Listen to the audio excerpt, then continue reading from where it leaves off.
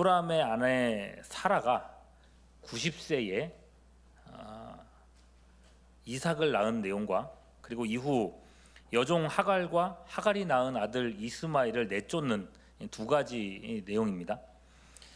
이 말씀 전반을 여러분들 잘 살펴보시면요, 아브라함이 아니고 사라를 중심으로 이 내용들을 기록한 걸 알 수가 있어요. 1절부터 보시면요, 여호와께서 말씀하신 대로 누구를 돌보셨어요? 사라를 돌보셨고, 여호와께서 말씀하신 대로 사라에게 행하셨으므로 2절, 사라가 임신하고 하나님이 말씀하신 시기가 되어 노년의 아브라함에게 아들을 낳았다. 자, 사라를 중심으로 기록한 걸 보니 이제 우리가 지금까지 막 아브라함의 이야기들, 그 여정들 우리가 많이 들었잖아요. 그 이야기를 이번에는 사라 중심으로 한번 생각해 보는 것도 유익할 것 같습니다. 우리가 이 아브라함의 연약함에 대해서 많이 봤지만은 사라 역시도 이 사람이 믿음의 선조라 하기에는 좀 어려울 것 같은 이야기들이 꽤나 보입니다. 생각해 보십시오. 사라 입장에서요, 아브라함이 몇 살 때 부름 받았죠, 하나님께? 갑자기 물어보면 이제 막 모르시겠죠. 75세 때 부름 받았습니다. 예, 적습니까, 많습니까? 뭐 자손도 약속하시고 땅도 약속하시고 그랬던 게, 그래서 그 본토 친척 아비 집을 떠났던 나이가 75세예요. 네, 75세 이상 되시는 분들 많이 안 계시죠? 네. 그때까지도, 그리고 그때 사라는 65세였죠. 10살 차이니까. 그때까지도 생각해 보세요. 아브라함 부부에게는 자식이 있었어요, 없었어요? 없었습니다. 75세가 될 때까지. 그 나이가 되도록 자식이 없었다. 벌써 생각이 들죠? 이 상황에, 이 부부의 상황에 감정이입을 해보십시오. 이 부부는 이 나이대가 됐다고 생각한다면 자식에 대해서 어떤 생각을 하고 있었을까요? 여러분, 나중에요, 10년이 지나서 무려 85세가 됐을 때에 야, 우리가 어떻게든 자식을 낳아야겠다고 생각을 했고, 그때가 되어서야 여종 하갈을 통해서 이스마엘 낳았잖아요, 그죠? 그때도 아브라함이 제안한 것도 아니고 사라가 먼저 제안을 했습니다. 창세기 16장 2절, 사레가, 예전 이름이에요, 사레가 아브라함에게 이르되 여호와께서 내 출산을 허락하지 아니하셨으니 원하건대 내 여종에게 들어가라. 내가 혹 그로 말미암아 자녀를 얻을까 하노라 하매 아브라함이 사레의 말을 들었다 그랬어요. 아니, 85세가 돼서야 이런 생각을 했다는 겁니다. 여러분, 이거 좀 이상하지 않습니까? 지금 우리 시대만 해도요, 부부가 결혼을 했어요, 젊은 사람들이. 그리고 아이가 생기지 않고 1년이 지나고 2년만 지나가도 벌써 얼마나 마음이 조급해지는지 모릅니다. 정선욱 전사님한테 얘기를 들었더니 1년이라고 했던 것 같아요. 1년 동안에 아기가 아기 결혼을 하고 이제 아기가 안 나와가지고 막 엄청 힘들었다는 얘기를 들었거든요. 여러분, 이 아기를 기다리는 사람은요, 1년도 굉장히 큰 시간이에요, 그죠? 그랬으면 벌써 말하자면 대리모죠, 그죠? 그런 방법으로 아이를 낳을 거 생각했으면 벌써부터 생각을 했어야 되지 않겠습니까? 그런데도 이 부부는 하나님이 부르시는 75세가 될 때까지도 아이 없이 그냥저냥 살아왔다는 거예요. 그렇다면 여러분, 75세의 아브라함, 그때까지 아브라함 부부는 자식에 대해서 또는 대를 잇는 문제에 대해서 과연 어떤 생각을 하고 있었을 것 같습니까? 여러분이나 저나 아마도 비슷한 결론에 도달해 있을 것 같습니다. 그렇죠? 이들은 아이 낳을 생각이 있었을까요, 없었을까요? 75세 때까지, 하나님 부르시기 전까지 없었던 겁니다. 그죠? 예. 적어도 하나님 부르시기 전까지는 아이 낳을, 이제 우린 포기했다고 생각하는 게 맞겠죠, 그죠? 그러면 그들의 대는 누가 있습니까? 누구예요?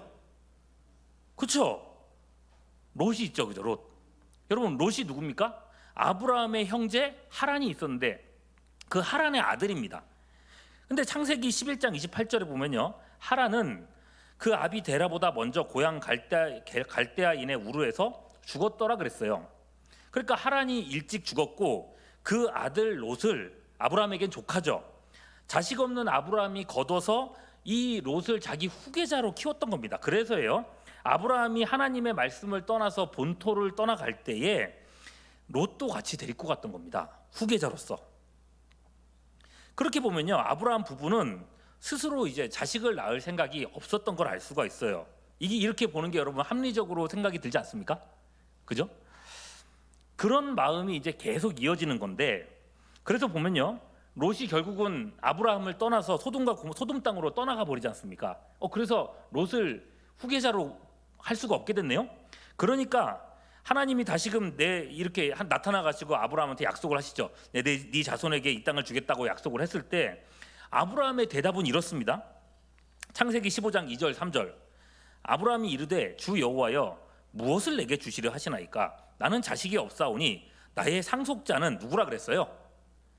롯이 딱 없어지고 나서 그 다음에 했던 얘기가 뭐예요? 다메섹 사람 엘리에셀입니다 라고 얘기했어요. 아브라함이 또 이르되 주께서 내게 씨를 주지 아니하셨으니 내 집에서 길린 자가 내 상속자가 될 것입니다. 이게 무슨 말이겠어요? 본래는 롯을 후계자로 생각했고 롯이 갈라져 나간 후에는 종으로 있었던 엘리에셀을 그 다음 후계자로 삼았다는 겁니다. 그러니까 뭐 자손이야 땅이야 축복이야 하나님의 여러 가지 약속을 받았어도 그 자손이라는 게 굳이 내가 낳아야 된다 이런 생각을 그때까지는 안 했었다는 거예요. 자기가 아이를 낳을 거라고는 생각조차 안 하고 있었던 거죠. 자, 이쯤 되니까 하나님께서는 이제는 아예 명시적으로 말씀을 하시는 겁니다. 아브라함한테요. 창세기 15장 4절로 넘어가면 여호와의 말씀이 그에게 임하여 이르시되 야, 그 사람이 네 상속자가 아니라 그 엘리에셀이 네 상속자가 아니라 누가요? 어떤 사람이요? 네 몸에서 날 자가 네 상속자가 될 거다라고 얘기를 하시는 겁니다. 네 몸에서 날 자. 그 말씀을 하시는 후에 그 유명한 쪼갱 짐승 사이를 이렇게 지나가는 언약을 맺으시죠. 아브라함은 여기서요, 네 몸에서 날 자 이 말을 들었습니다. 그리고 아마도 그 이야기를 아브라함이 집에 가서 사라한테도 얘기를 했을 거란 말이죠.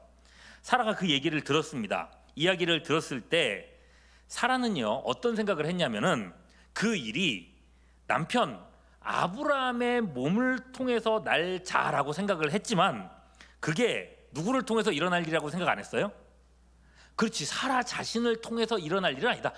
아브라함에게 관련된 일이지 나랑은 관련 없다고 생각을 했던 겁니다. 그래서 창세기 16장 2절로 가면은 누가요? 사레가 아브라함에게 이르되 여호와께서 내 출산을 허락하지 아니하셨으니 벌써 포기했잖아요, 그죠? 원하건대 누구에게 들어가라?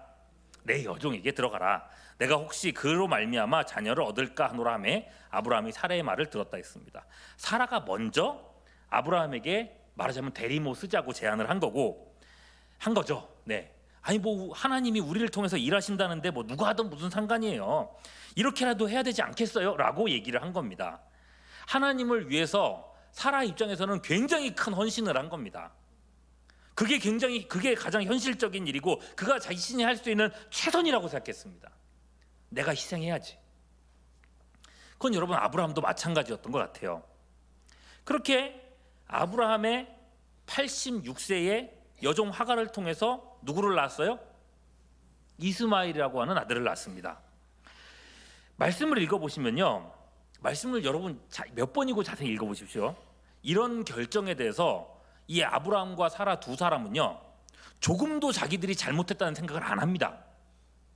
예. 하나님 앞에 나타났을 때도 내가 잘못했다는 생각을 안 해요. 내가 최선으로 한 일이라고 생각하고 있어요. 다만 사라 입장에서는 어떨까요? 지금 이런 상황들이 얼마나 고통스럽겠어요. 그래도 어쩔 수 없잖아요. 이렇게 해서라도 하나님의 약속을 내가 어떻게든 이렇게 이뤄나가야 되지 않겠나, 진짜 순수한 마음으로 갔던 것 같아요. 정말 자손이 필요하다면 이렇게라도 자손을 낳아야지. 아브라함의 씨가 필요하다면 그렇게 되어야지. 자, 이런 일이 있고 나니 여러분 사라 입장에서 생각해 보십시오. 자기 자신에 대해서 어떤 생각을 했을 것 같습니까? 얼마나 내가 무가치하게 느껴졌을까요? 그래서일까요? 여러분 우리가 지난주에 본 말씀이잖아요. 아비멜렉이 사라를 자기 아내로 취하고자 데리고 갔을 때 아브라함도 이 사람은 내 누이예요 이러고 그냥 모른 척 해버리고 방관해버리고 그럴 때 사라도 어떻게 했어요? 사라도 아무 말도 못했습니다. 아무 말도 아무 저항도 하지 않았습니다. 그래, 나는 어차피 상관없는 사람이야. 여러분, 이게 하나님 나라의 역사에 얼마나 치명적인 위협인지도 모르고 그들은 그렇게 행동을 해왔던 겁니다.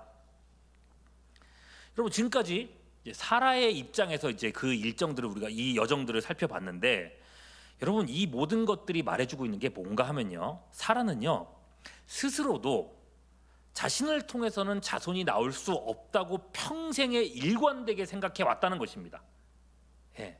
90세가 돼가지고 아이를 낳아서야 그거를 이제 알게 된 거죠. 그렇다고 여러분, 이거를 가지고 왜 사라는 이렇게 믿음이 없냐 그렇게 탓할 수 있어요, 없어요? 누구도 탓하지 못합니다. 사라뿐만 아니라 당장 여러분이라도 저라도 누구라도요 사라하고 똑같이 행동을 했을 겁니다. 어쨌거나 가장 최선의 방법을 찾아야 됐으니까요. 그래서 나중에 사라가 이삭을 낳은 후에 뭐라고 고백합니까? 7절 말씀, 오늘 말씀 7절에 보시면 또 이르되, 사라가 자식을 젖먹이겠다고 누가 아브라함에게 말하였으리요마는 누가 말했겠느냐. 아무도 그걸 인정할 수 없었다는 거죠. 그걸 믿을 수가 없었다는 거죠. 아브라함의 노경에 내가 아들을 낳았도다. 여종인 하갈을 통해서 아들을 낳는 일은, 그 결단은 하나님의 구속 역사를 위해서요 사라 자신이 할 수 있는 최선의 선택이었고 최선의 희생이었던 것입니다. 자, 그런 선택을 그랬는데 어떤 일이 벌어집니까? 무려 90세 할머니가 아이를 낳은 것입니다. 여자로서 아이를 낳는 기능은 이미 오래전에 완전히 정지된 상태예요. 그래서 로마서 4장 19절 보면은 자기 태가 어떻게 된 것 같다고 얘기했습니까? 죽은 것 같다고 얘기를 했어요. 죽은 것 같다. 그렇게 인정을 했는데 그 죽은 태에서 생명이 잉태된 것입니다. 이건 하나님의 창조 능력입니다. 하나님의 손과 그 사람의 손과 능력과 노력과 경건, 이 무엇으로도 이룰 수 없었던 일이 하나님의 손으로 이루어졌습니다. 그러므로 오늘 말씀 1절과 2절을 다시 한번 보시면요, 사라를 아까 중심으로 봤잖아요. 또 다르게 강조되는 한 분이 계십니다. 누굽니까? 읽어볼까요? 누가 말씀하신 대로? 여호와께서 말씀하신 대로 사라를 돌보셨고, 여호와께서 말씀하신 대로 사라에게 행하셨으므로 사라가 임신하고 하나님이 말씀하신 시기가 되어 노령의 아브라함에게 아들을 낳으니. 여러분, 성경이 하고 싶은 이야기가 보이지 않습니까? 하나님이 하셨다는 거예요. 사람의 노력이 아닌 하나님의 능력으로 이삭이 태어났다는 것입니다. 이 아이를 통해서 하나님의 언약이 이어질 것입니다. 이 아이의 핏줄로서 천하 만민이 복을 받는 예수 그리스도의 시대가 열리게 될 것입니다. 다만 이 기적의 아들 이삭을 인정하지 못하는 사람이 있었으니 그게 누구예요? 아브라함이 86세에 낳은 아들 이스마엘이었습니다. 8절로 넘어가서 보시면요, 오늘 말씀 아이가 자라매 이삭이에요. 젖을 떼고, 이삭이 젖을 떼는 날에 아브라함이 뭘 베풀었어요? 큰 잔치를 베풀었습니다. 자, 이제 산수 문제를 한번 내드려 보겠습니다. 이스마엘은 아브라함이 몇 살 때 낳은 아들이었어요? 86세 때 낳은 아들이라고 했습니다. 이삭이 아브라함 100세 때 태어났는데, 이때 이삭이 태어났을 때 이스마엘은 몇 살이었을까요? 예, 좋습니다. 14살이죠? 자, 거기다가 고대 사회에서는요, 아이가 태어나고 3년 동안 젖을 먹였다고 합니다. 젖을 이제 뗐다고 하니까 몇 년이 지났어요? 3년이 됐죠. 이때 이스마엘은 몇 살입니까? 17살이에요. 그죠? 벌써 장가 갔을 나이입니다. 자, 시근이 어느 정도 들고 알 거 다 알만한 그런 나이가 됐습니다. 그때에 아브라함이 이삭을 위해서 큰 잔치를 베푼 걸 보니 이게 좋아 보였을까요? 안 좋아 보였을까요? 안 좋아 보이죠. 9절에 보시면요, 사라가 본즉 아브라함의 아들 애굽 여인 하갈의 아들이 이삭을 놀렸다 그랬어요. 여기서 놀린다고 하는 표현은요, 비웃는다는 뜻이 있고요, 그리고 조금 더 강하게는 멸시한다라는 뜻이 있습니다. 멸시한다. 3살짜리 애를 막 멸시했다.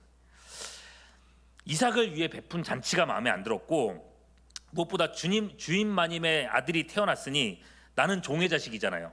이 자신의 입지가 드러나는 게 싫었던 겁니다. 그렇게 어린 이삭을 비웃고 있는데 멸시하고 있는데 뭔가를 막 했겠죠. 그러고 있는데 그 장면을 누가 봤어요? 사라가 본 겁니다.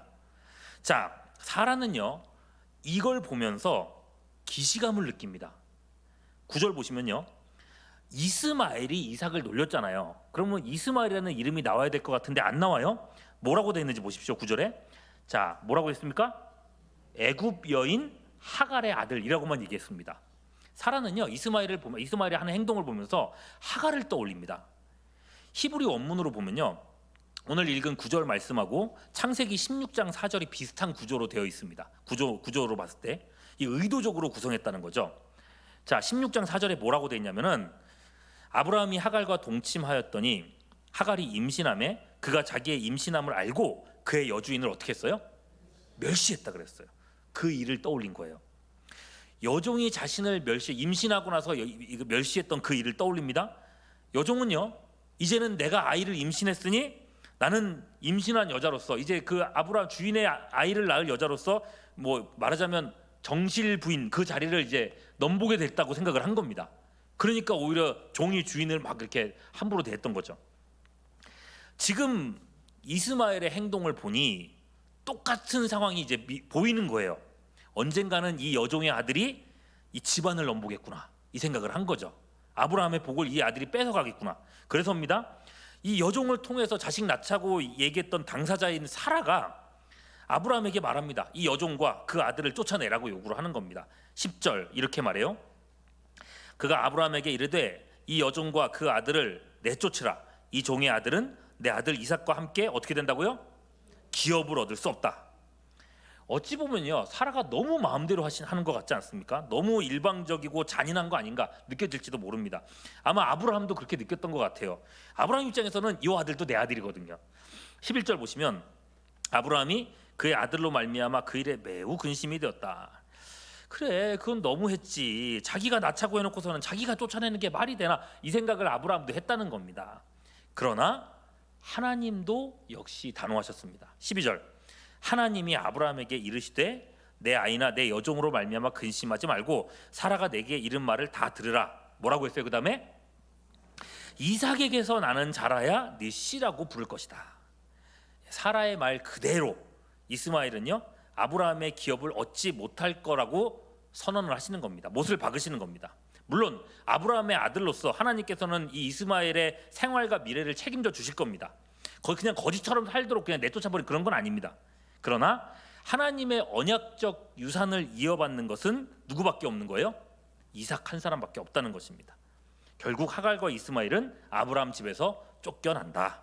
여러분, 이게 오늘 우리가 읽었던 말씀 전체의 내용입니다. 뭔가 치졸한 가정사처럼 보일지도 모르겠어요. 그러나 여러분, 이것은 하나님께서 우리의 구원이 어떤 건지를 보여주시려는 역사적인 교보제로서 하나님이 보여주고 계시는 겁니다. 훗날에 갈라디아서에서요 사도 바울이 바로 이 사건, 우리가 방금 들었던 이 사건을 가지고 우리의 신앙이 어떤 것인지, 우리의 신앙 정체성이 무엇인지를 이제 똑같이 교육하고 있어요.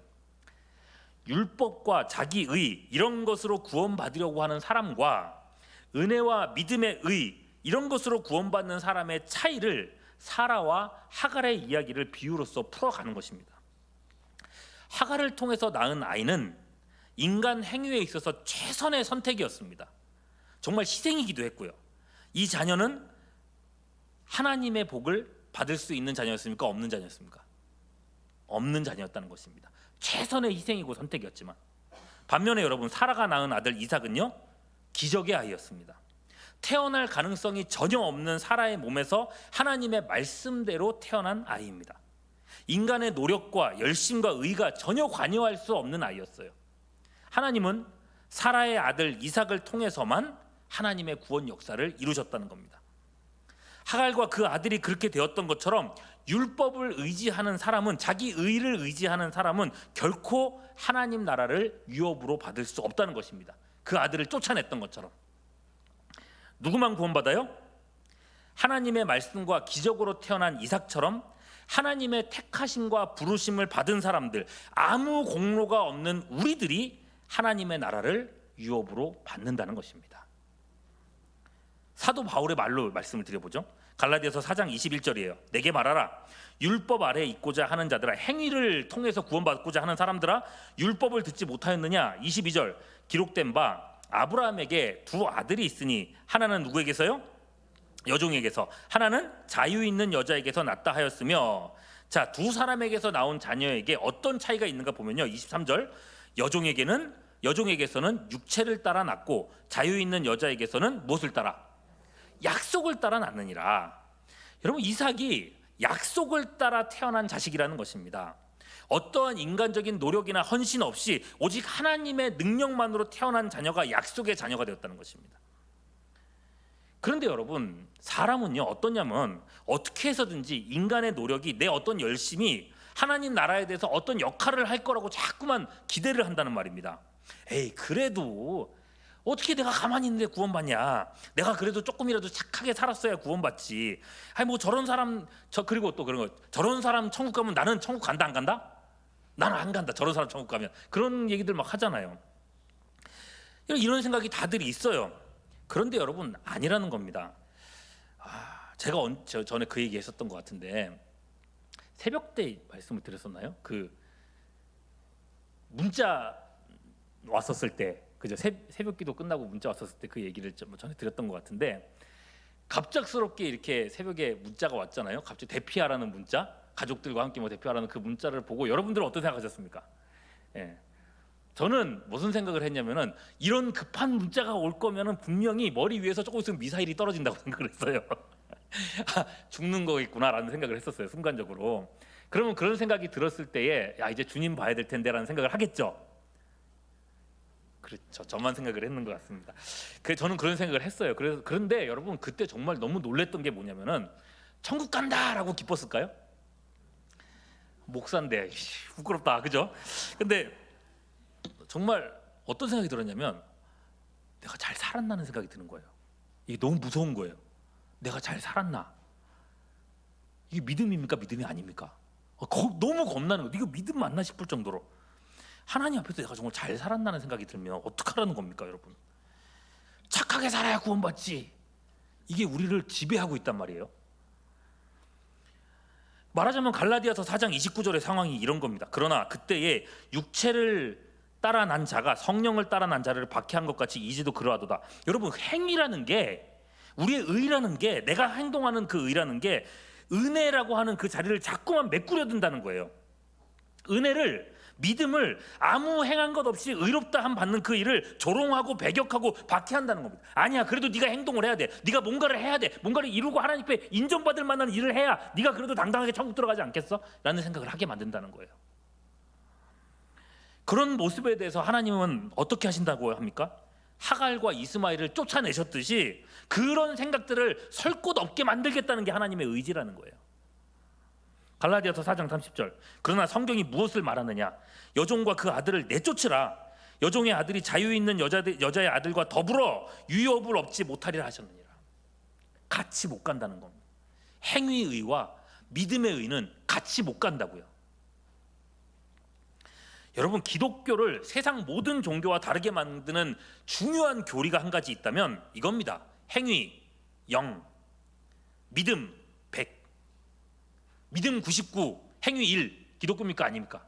아니라는 거예요. 심지어 그 믿음조차도 하나님께서 주시는 선물이라고 했으니 인간의 노력이나 행위가 들어갈 자리는 전혀 없다는 것입니다. 하나님이 이스마엘에 대해서 단호하셨던 것처럼 우리 역시도요, 우리 신앙에 대해서 분명한 관점을 가질 필요가 있어요. 의인은 오직 무엇으로 산다 그랬어요? 믿음으로 산다 그랬는데, 내가 정말 그렇게 믿고 있는가? 여러분, 이 이해에 따라서 우리의 신앙이 완전히 갈라집니다. 내 의가 1%라도 있어야 된다고 여러분 생각한다면 그 사람은 이스마엘입니다. 여러분, 이런 관점이 있느냐 없느냐에 따라서 우리 신앙생활이 완전히 달라져요. 완전히. 걱정하면서 평생 걱정하면서 사느냐, 아니면 당당하게 살 수 있느냐, 죽는 순간에 평안하냐, 아니면 두려움이냐. 계속해서 살아가면서 내가 뭘 더 해야 되는 거 아닐까, 내가 뭘 더 이루어야 되는 거 아닐까, 이러면서 살아갈 것인가. 예배건 기도건 어떤 결정이건 뭐건, 여러분, 이 관점에 따라서 우리 인생이 달라진다는 거예요. 인생을 대하는 태도가.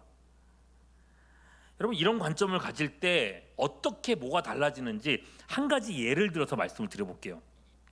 이 금요기도회 때 하는 말이 이게 맞는지는 잘 모르겠는데 분위기가 어울릴지 모르겠는데 저 같은 이제 목회자에 대해서 한번 생각을 해보시자고요.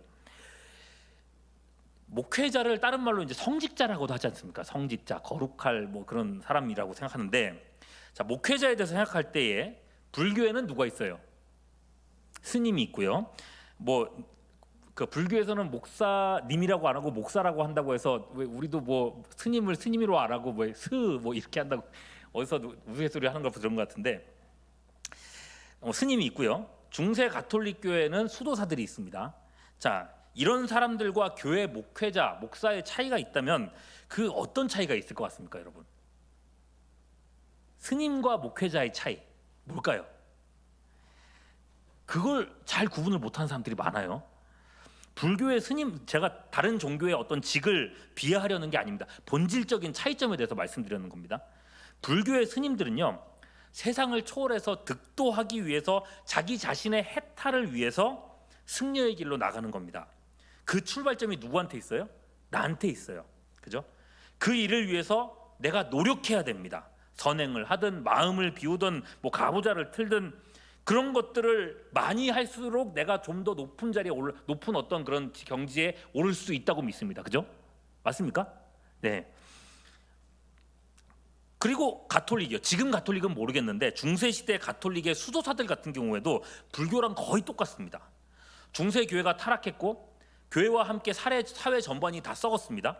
사실상 그때는 교회가 세상이었죠. 이런 세속에서 벗어나기 위해서 바른 길을 찾기 위해서 많은 사람들이 자기 재산을 팔고 수도원으로 들어가서 고행을 했습니다. 거기로 가서 고행을 하면 내가 길을 찾을 수 있으리라, 내가 구원을 받을 수 있으리라, 그런 사람들이 중세시대의 수도사들이었습니다. 그런 면에서 여러분 가톨릭의 수도사들도 그 출발점은 자기 자신이고 스스로의 노력이란 것을 추구했습니다. 그렇게 어느 정도 올라간 사람들을 불교에서 뭐라 그래요? 부처라고 부르고, 그리고 천주교에서 가톨릭에서는 성인의 반열에 올랐다고 얘기합니다. 근데 여러분 기독교의 목회자는 어떨까요? 도를 찾기 위해서 목회자가 됐을까요? 아닙니다. 그러면 속세를 벗어나기 위해서 목회자가 됩니까? 아닙니다. 전혀 아닙니다. 목사가 되기 이전에 예수 믿는 모든 사람들은요 도를 찾는다고 하는데, 이미 예수 믿는 사람들은 도를 찾은 사람이에요, 안 찾은 사람이에요? 여러분 길 가다가 도를 아십니까? 그럼 넘어가시면 안 됩니다. 여러분 예수 믿는 사람들은 도를 이미 아는 사람들입니다. 예수님 뭐라 그러셨어요? 내가 곧, 바로 나오잖아요. 벌써 길이요 진리요 생명이니. 그 예수님이 누구 안에 있어요? 내 안에 있어요. 여러분 길 찾은 사람들이에요. 목사가 되기 전에 우리는 이미 길을 찾은 사람들이에요. 속세를 벗어난다고요? 아니요. 예수님은요 오히려 자신의 제자들, 사도들과 부름받을 일꾼들을 향해서 세상을 떠나라고 하지 않으셨어요. 오히려 세상으로 가라고 하셨어요. 요한복음 20장 21절 예수께서 또 이르시되 너희에게 평강이 있을지어다. 아버지께서 나를 보내신 것 같이 나도 너희를 보내노라. 어디로요? 요한복음 17장 18절 아버지께서 나를 세상에 보낸 것 같이 나도 그들을 어디로? 세상에 보냈다고요. 그럼 그들을 세상에 보내신 이유가 뭡니까? 요한복음 17장 20절 내가 비옵는 것은 이 사람들만 위함이 아니요 또 그들의 무엇으로 말미암아? 말로 말미암아 나를 믿는 사람들을 위함이니. 여러분 말로 말미암아 믿게 하는 것, 이것이 보냄받은 목회자라는 것입니다. 많은 사람들이요 목회자를 뭐 일반 종교에서 말하는 뭐 성직 이런 거로 생각을 하고 일반인과는 다른, 우리와는 다른 어떤 고양되는 존재라고 막 그렇게 막 여기게 합니다. 그렇게 취급을 하려고 하죠. 그래서 뭔가 조금만 잘못된 모습만 되어도 막 특별같이 들어서 목사가 이런 얘기를 하는데, 목회자는요 그저 하나님의 말씀을 전하는 사람들인 겁니다. 대단한 일을 이뤄도 목사고, 뭐 조그만 교회 목사도 목사입니다. 부목사도 목사입니다. 목사 위에 더 큰 존재가 있고 그렇지가 않습니다. 성인이 되고 그렇지 않습니다. 목사 위에는 누구밖에 없냐면요 목자장이신 예수님밖에 없습니다. 그래서예요 목사가 임직할 때는요 서약을 하게 되는데, 서약할 때 내용이 이렇습니다. 정치 15장 10조 1장 그 서약식의 5항에 보면은 목사가 서약식을 할 때는 이런 내용을 가지고 서약을 해야 되는데 이렇게 돼 있어요. 목사의 성직을 구하는 것이 하나님을 사랑하는 마음과 그 독생자 예수의 복음을 무엇하는 전포하며, 복음을 전파하며 하나님의 영광을 나타내고자 하는 본심에서 발생하는 줄로 자인하며. 말은 이렇게 참 어렵게 하는지 모르겠는데 결국은 하나님 말씀 전하기 위해서 목사 되겠냐고 묻는 거예요. 목사는요, 내 노력, 내 어떤 고양된 영적인 어떤 지위, 이런 거를 세상에 보여주는 사람이 아닙니다. 기도를 얼마나 더 하냐, 우리 목사님은 얼마나 더 거룩한 삶을 사냐, 이런 인간적인 애씀과 노력으로 평가받는 사람들이 아니라는 겁니다. 그저 하나님의 말씀에 사로잡혀서 맡겨주신 양들에게 하나님의 말씀을 가르치고 지키도록 세움받은 사람이 목회자요, 목사라는 거예요. 자신의 어떤 위대함을 드러내서 하나님의 영광을 나타내는 사람이 아니고요, 오히려 우리의 연약함을 통해서 하나님의 강하심과 하나님의 긍휼과 자비가 뭔지를 보여주는 사람이 목사예요. 고린도후서 13장 9절, 우리가 어떨 때에, 약할 때에 너희가 강한 것을 기뻐하고. 갈라디아서 4장 13절, 내가 처음에 육체의 무엇을 말미암아? 약함을 말미암아 너희에게 복음을 전한 것을 너희가 아는 바라. 목사님은요, 우리를 대신해서, 우리를 대표해서 좀 더 거룩해지세요. 좀 더 높은 곳에 계세요. 목사님은 우리보다 더 영적으로 탁월해 주세요. 우리는요, 그냥 평신도니까 세상에서 세상 일을 하면서 목사님이 자랑스러운 분이 되시는 걸 우리는 지켜볼게요. 그거 아니라는 겁니다. 그건 불교의 승려나 중세 가톨릭 사제에게서나 기대할 이야기라는 거예요. 성정이 똑같다. 사도 바울이 했던 얘기고 선지자들이 했던 얘기죠. 똑같은 성정. 목사가 더 높고 더 거룩하고 더 영적이고, 아니에요. 성정이 똑같아요. 여러분, 열받으면요 똑같이 열받고, 뚜껑 열리고 똑같이 뚜껑 열리고, 차 앞에서 가로막으면 이렇게 나오고 막 그런 게 똑같아요. 목사 다르지 않아요. 목회자는요, 모세의 지팡이 같은 존재입니다. 내려놓으면 아무것도 아니에요. 그저 하나님의 손에 들려서 말씀은 이러하다고 가르치고 지키게 하는 이 가리킴의 손가락인 겁니다. 그래서 여러분이 목회자를 존중한다 이렇게 얘기했을 때는 그 목회자의 인간됨이나 업적이나 이런 걸 보고 존중하는 게 아니라 그 목회자를 붙드신 하나님을 바라보면서 목회자를 존중한다고 얘기를 하게 되는 거예요. 믿음이 무엇인지의 이해에 따라서 여러분, 소위 성직자에 대한 이해가 완전히 달라지지 않습니까? 목회자 달라요, 그죠? 여러분, 목회자뿐이겠습니까? 목회자가 세상의 모든 성직자와 다른 것처럼 예수 안에 있는 우리들은요, 여러분들은요, 세상과 아예 다른 존재입니다. 인간의 노력으로는 만들어낼 수 없고 어떻게도 이루어낼 수 없는 하나님의 기적이 여러분들입니다. 오늘 이 시간에 여러분이 이 자리에 있는 것도 그 기적의 연장인 거예요. 하나님께서는 이 어둠의 시대에 하나님의 기적 같은 일들을 이루시고자 여러분들을 이 자리에 불러주셨습니다. 오늘도 여러분 함께 기도하면서 하나님이 이루어 가시는 그 역사에 동참하는 우리 모두가 될 수 있기를 주님의 이름으로 축원합니다.